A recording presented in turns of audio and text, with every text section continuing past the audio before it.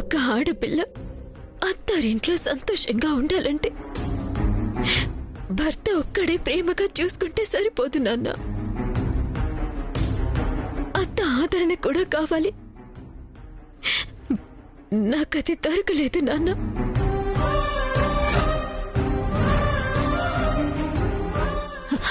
అలాగని మా అత్తయ్య చెడ్డది కాదు. పద్ధతులు పట్టింపులో ఎక్కువ. ఒక అనాథ తన ఇంటి కోడలు కాకూడదు. అనాథ కనే పిల్లలు వారసులు కాకూడదు.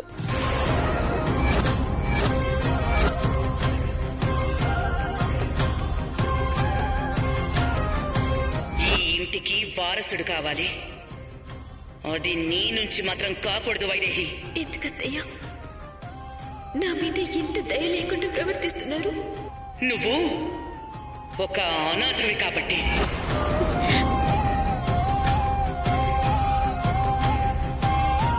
అందుకే శ్రవంతితో ఆయన పెళ్లి చేయాలనుకున్నారు. నువ్వు అనాథవేంటమ్మా? నువ్వు నా కూతురువి, నా కూతురువి. కన్న కూతురివి కాదు కదా అంటున్నారు నాన్న.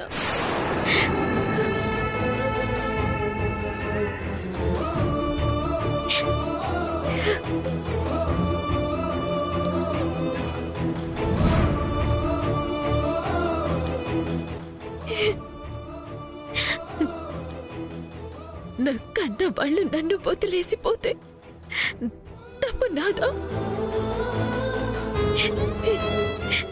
ఇన్నేళ్లు గడిచినా కూడా ఇంకా నా పుట్టుకి నన్ను శాపంలా వెంటాడుతుంటే ఏం చేయను?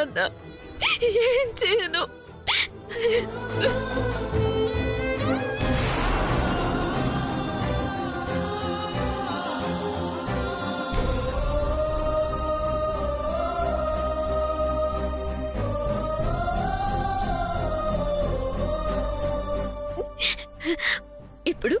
ఇప్పుడు నేను వైదేహినని చెప్పిన అత్తయ్య నన్ను ఇంటి కోడలుగా ఒప్పుకోరు. నా పిల్లల్ని వారసులుగా అంగీకరించరు. అప్పుడు ఆయన మాత్రం ఏం సంతోషంగా ఉంటారు నాన్న. అందుకే నా తల్లిదండ్రులెవరో తెలుసుకొని నేను అనాథని కాను అని నిరూపించాకే నేను వైదేహినని చెప్తాను. అది కుదిరే పనేనా?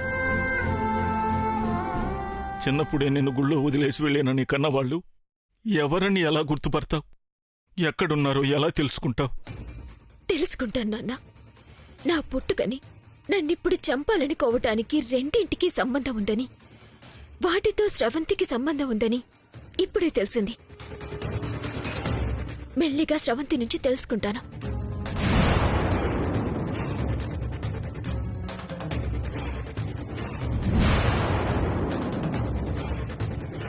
స్రవంతికి సంబంధం ఉందా? అప్పుడు వైదేహిలా ఉన్న నన్ను చంపాలని చూసింది. ఇప్పుడు జానకిలా ఉన్న నన్ను చంపాలని చూసింది కూడా స్రవంతినే.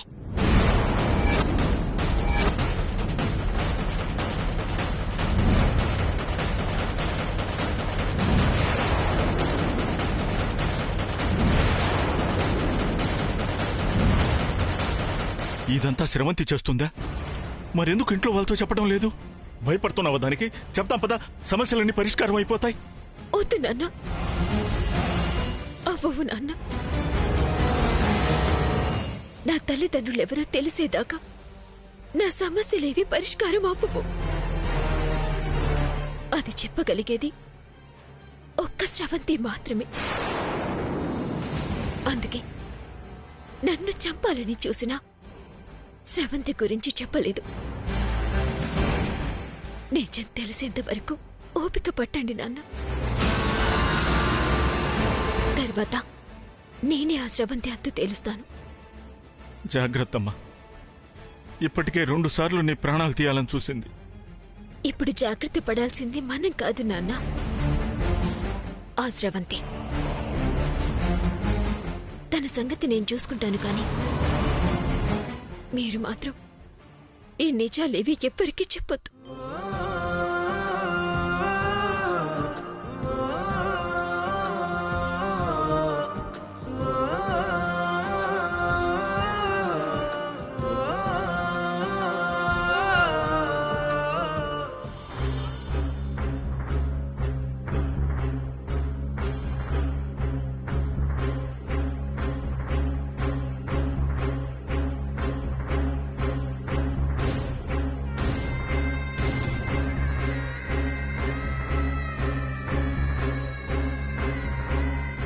పాపం వైదేహిని స్రవంతి ఏం చేస్తుందో.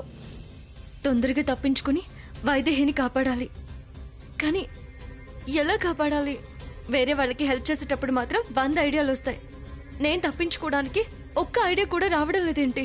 నీకు పుణ్యం ఉంటుంది, నన్ను చావగొట్టకే. ఇప్పటికిప్పుడు అంత డబ్బులంటే నా వల్ల కాదు. అయినా ఇప్పుడు ఈ ఫంక్షన్లు అవి చేయకపోతే ఎవ్వడో ఏమీ అనడు.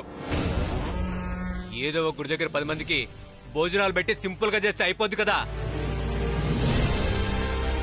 ఏయ్, చెప్పేది నీకు కాదు, ఇదే ఫైనల్ అంతే. ఇక మాట్లాడక నాతో. ఛ ఛ. తమ్ముడు తమ్ముడు ఆ, ఏందమ్మా?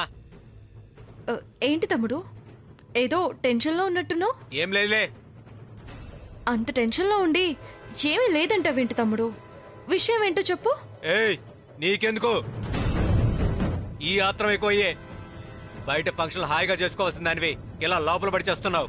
అయినా నీకు బుద్ధి రాలేదా? నీ పరిస్థితి ఏంటో ఆలోచించడం మానేసి ఎవరి జీవితంలో ఏం జరిగితే నీకెందుకు? ఏయ్, నాకెందుకు అన్నప్పుడు నాకు తెలియకుండా ఎక్కడో దూరంగా మాట్లాడుకోవాలి. అంతేగాని ఇలా సగం వినిపించకుండా అర్థమయ్యే అర్థం కాకుండా మాట్లాడితే పూర్తిగా చెప్పకపోతే ఎంత టెన్షన్గా ఉంటుందో నీకేం తెలుసు. అయినా చెప్తే ఏం పోతుంది? చేతనైతే సాయం చేస్తాను కదా. ఏయ్, ఏం సాయం చేస్తావు నువ్వు? నా ప్రాబ్లం ఏంటో తెలుసా నీకు? నా చెల్లెలికి పెళ్లి చేయాలి. గ్రాండ్ గా చేద్దాం ఉంటుంది నా పెళ్ళాం. కేవలం స్టేజ్ డెకరేషన్ కి 3 లక్షలు అడుగుతున్నారు. ఇక క్యాటరింగ్ ఇంకో 3 లక్షలు. ఇవి కాక ఇంకా మిగతా ఖర్చులు. ఇవన్నీ నా వల్ల కదంటే నా పెళ్ళాం ఒప్పుకోదే. దీనికి అంత ఖర్చు ఎందుకు? ఈ పూల డెకరేషన్ అది లేకుండా చక్కగా తాటకు పందులు వేయించుకో, 10,000లో అయిపోతుంది. క్యాటరింగ్ ఎందుకు? మీ చుట్టాల్లో ఒక 10 మంది పెద్దవాళ్ళని పిలిపించు, చక్కగా వాళ్ళతో వంటలు చేయించు. సాంప్రదాయమైన రుచులు ఉంటాయి. మీ భార్య కోరుకున్న సందడి ఉంటుంది. తక్కువ ఖర్చులో మొత్తం అయిపోతుంది. చాలా గ్రాండ్ గా. ఐడియా బాగుంది, ఇలానే చేస్తాను. అయినా ఎన్ని తెలివితేటలుండి నీ పని నువ్వు చేసుకోకుండా ఇలా ఇరుక్కుపోయినావేందమ్మా నువ్వు?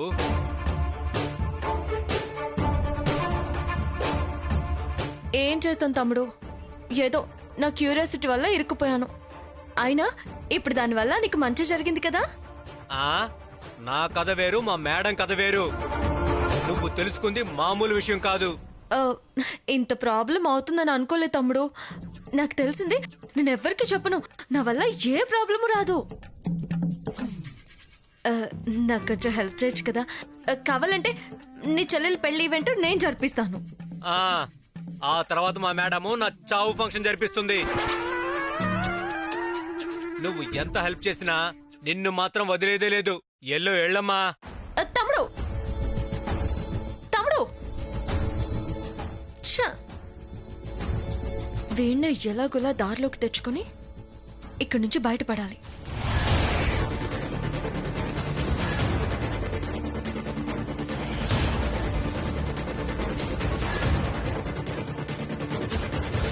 జానకి మళ్ళీ తప్పించుకుందని సింపుల్ గా చెప్పేసింది. ఇప్పుడు ఇక్కడికి వచ్చి మొత్తం చెప్పేస్తే అసలు ఎలా మేనేజ్ చేయాలి? అసలు అమ్మ ఏమైనా చేస్తుందా లేదా?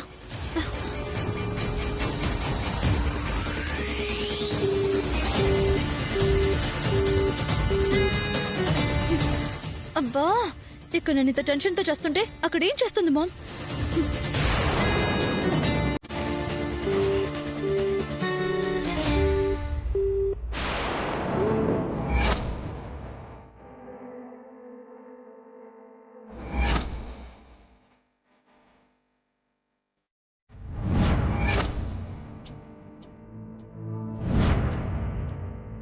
ఏంటి ఎవరికో తెగ ఫోన్లు ట్రై చేస్తూ టెన్షన్ పడిపోతున్నావు? ఏంటి సంగతి? నీకు అనవసరం. ఏయ్ ఏయ్, వదులు వదులు, చెయ్యి వదులు, వదులు. ఇందాకే వదిలేశాని, ఇప్పుడు దొరికావు. ఎవరికి ఫోన్ చేస్తున్నావు? నీకు అనవసరం ఉన్నాను కదా, చెయ్యి వదులు. నాకనవసరం ఏంటి? మళ్ళీ నన్ను చంపించడానికి ఏదైనా ప్లాన్ చేస్తున్నావా? ఎవరికి ఫోన్ చేస్తున్నావో చూపించు. వదులు, చూపించు. నా ఫోన్ ఇవ్వు, ఇవ్వు, ఇవ్వు, ఇవ్వు నా ఫోను. ఫోన్ ఫోన్ ఇవ్వు. ఏ లోకపించి ఎవరితో మాట్లాడుతున్నావు? ఏం గూడు పుట్టాన్ని చేస్తున్నావో ఈ రోజు తేలిపోవాలి. లోకపించి ఫోన్ ఇవ్వు. ఫోన్ ఇవ్వు. ఇవ్వు. అసలు ఎవరే నువ్వు? ఎవరున్నారు నీ వెనుక? వైదేహిని చంపించేశావు, నన్ను చంపించాలని చూసావు. ఇంకా ఏం ప్లాన్ చేస్తున్నావు? నువ్వు ఎవరితో మాట్లాడుతున్నావో తేలితే నీ బాగోతం మొత్తం బయటపడిపోతుంది. ఎవరు నువ్వు?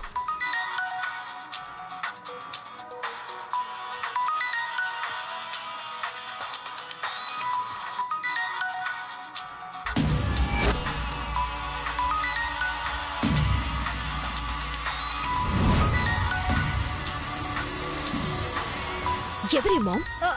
ఫోన్ లిఫ్ట్ చేయొద్దు. ఫోన్ ఇవ్వు. అంటే మీ అమ్మ. అంటే తల్లి కూతుళ్ళు కలిసి ఈ నాటకాలు ఆడుతున్నారా?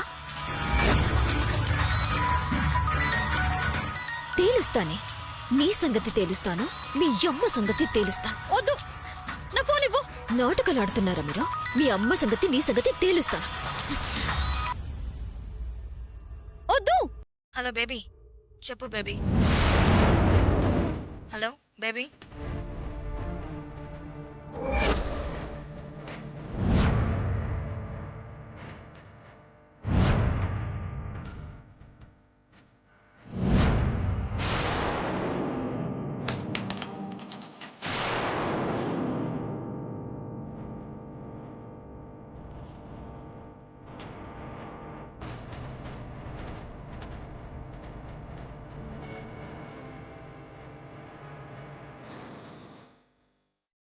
ఫోన్ పగలు కొట్టావేంటే? బేబీ అంటోంది అంటే మీ అమ్మే. మీ అమ్మతోనే మాట్లాడుతున్నావు కదా? ఇదంతా నీ ప్లానా, మీ అమ్మ ప్లానా? అసలు వైదేహిని చంపాలని ఎందుకు అనుకున్నారు? వైదేహి పుట్టుకకి మీరు చంపాలనుకోవటానికి ఏంటి సంబంధం? వైదేహి తల్లిదండ్రులు ఎవరు? నాకేం తెలియదని చెప్పాను కదా, మళ్ళీ నన్ను అడుగుతున్నావేంటి? ఏం తెలియకపోవడం ఏంటే? వైదేహిని చంపించింది నువ్వేనని నాతో చెప్పావు కదా. ఏంటి, వైదేహిని స్రవంతి చంపించిందా?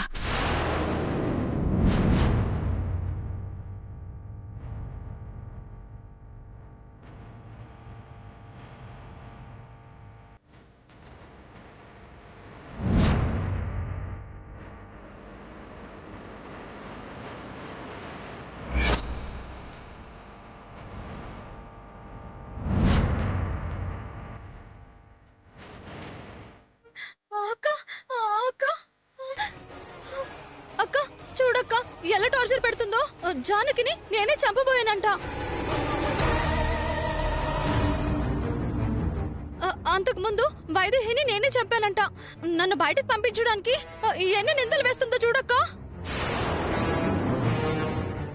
నిజమా? మరైతే ఈ విషయం ఆ రోజే ఎందుకు చెప్పలేదు? చెప్పలేదక్క, ఎందుకంటే నిజం కాదు కదా. డ్రామా అని అన్ని నేనే చేశానని చెప్పి బయటకు పంపించాలని బెదిరిస్తుంది.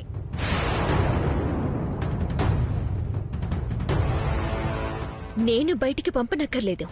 పాపం పండితే అదే బయటికి పంపిస్తుంది.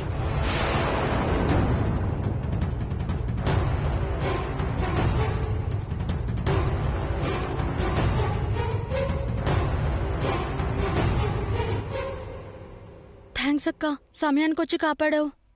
నువ్వెందుకు జానకి కంత భయపడుతున్నావు? నిజంగానే జానకిని నువ్వే చంపించాలని చూసావా ఏంటి? ఏంటక్క, నువ్వు కూడా నన్నే అనుమానిస్తున్నావా? నేనెంత అమాయకురాలనో నీకు తెలీదా?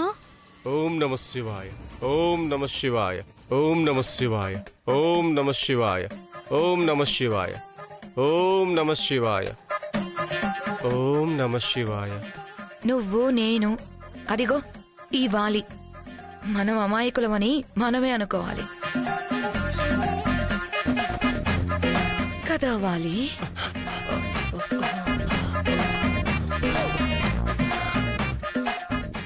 నిగ్రహం, నిగ్రహం, నిగ్రహం, నిగ్రహం.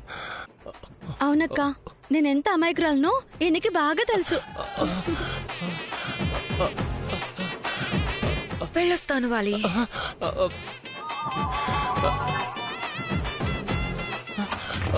శ్రవంతి, ఊర్మిళ,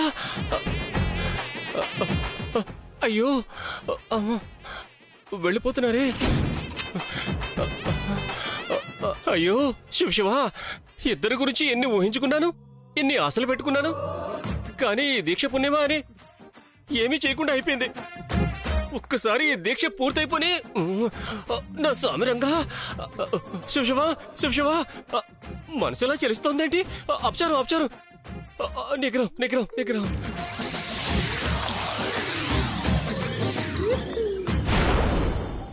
జాగ్రత్తమ్మా, వెళ్ళొస్తాను. మీరెప్పుడొచ్చారు? ఇందాకే వచ్చాను బాబుగారు. అల్లుడు గారికి అమ్మాయికి అదే జానకి ఎలా ఉందో చూసి వెళ్దామని వచ్చాను. నేనే మిమ్మల్ని పిలిపించి మాట్లాడదాం అనుకున్నాను. ఇంతలో మీరే వచ్చారు. దేవాంశ్తో మాట్లాడారా? లేదమ్మా, బయటికి వెళ్ళారని చెప్పారు. వచ్చేస్తాడన్నయ్య. వచ్చాక మీరు అబ్బాయితో ఒకసారి మాట్లాడండి.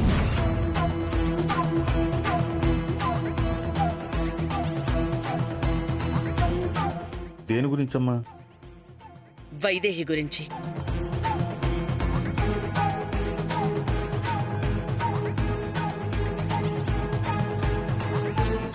ఓం నమ శివాయ. మీకీ విషయం తెలిసే ఉంటుంది కదా. వైదేహి చనిపోయింది. పోలీస్ ఇన్స్పెక్టర్ ఇంటికొచ్చి మరీ చెప్పారు. అన్నయ్య గారు, మన అమ్మాయి లేదు అంటే భరించటం కష్టంగానే ఉంటుంది. కానీ లేని మనిషిని ఉందని ఊహించుకోవడం ఇంకా భయంకరంగా ఉంటుంది. ప్రస్తుతం నా కొడుకు పరిస్థితి అదే.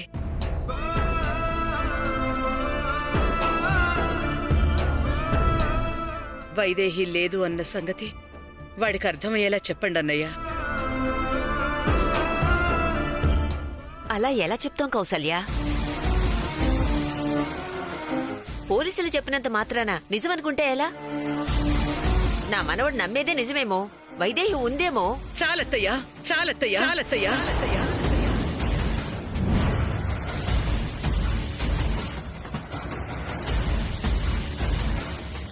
చాలు.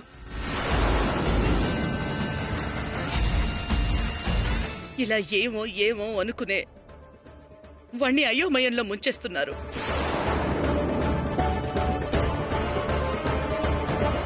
ఊహల్లో కాదత్తయ్యా, వాస్తవంలో బ్రతకాలి.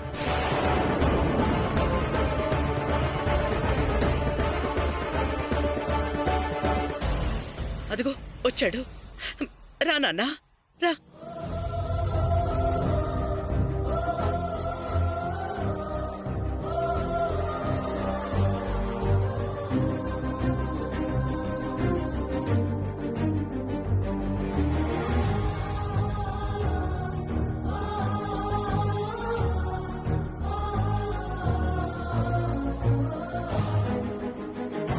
చెప్పండి అన్నయ్య.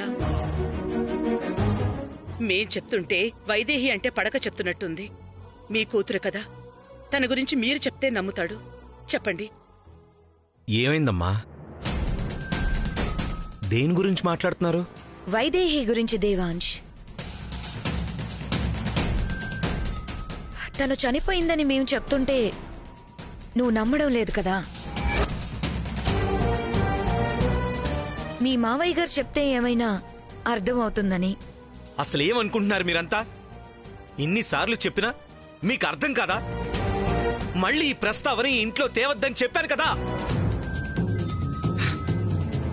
మావయ్య గారు, వీళ్ళేదో చెప్తే మీరెలా వచ్చారు మావయ్య గారు?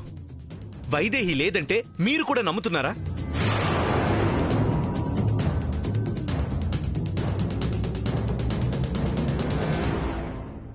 నమ్ముతారా? నువ్వు తప్ప ఈ లోకంలో వైదేహి లేదంటే ఎవరైనా నమ్ముతారు.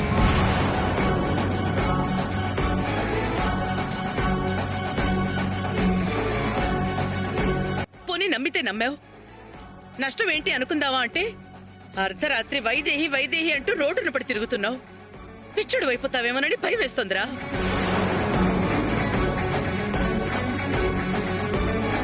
వైదేహి లేదు అని ఈ రోజు నువ్వు ఒప్పుకోవాల్సిందే. అప్పుడు గాని మాకు మనశ్శాంతి ఉండదు. మీ మనశ్శాంతి కోసం ఉన్న మనిషిని లేదు అని చెప్పడం తప్పమ్మా.